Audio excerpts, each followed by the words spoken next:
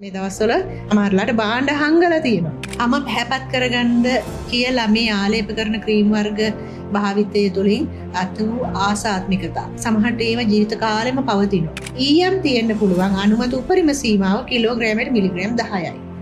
සමේ පැල්ලම් නැති වෙන්න සමපිලිස්සලා ඒ වගේ පරිභෝගික කටයුතු පිළිබඳ අධිකාරිය 2018 වර්ෂයේදී ගැසට් පත්‍රයක් නිකුත් කරා මේ ක්‍රීම් වර්ග දියර වර්ග නිෂ්පාදනය කරනවා නම් ඒ ගොදුරක් බවට පත්වෙන එකකින් බේරෙන්න නම් ඔබගේ අවබෝධාත්මක පරිභෝජනය කොන්ෂස් කන්සියුමර් කියලා අපි කියනවා.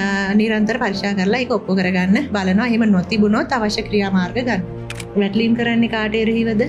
නීතිය කඩ කරන ව්‍යාපාරිකයන්ට එරෙහිව. ලේබලයේ මෙන්න මේ තොරතුරු ටික තියෙන්නත් ඕන. විශේෂම අංගයක් තමයි සංගঠনයක් තමයි ඒ නිෂ්පාදනයේ TFM අගේ. පාරිභෝගික අධිකාරී පනතේ නිර්වචනයක් තියෙනවා. පාරිභෝගිකයා යනු කවුද? වෙළෙන්දෙක් කියන්නේ කවුද කියලා.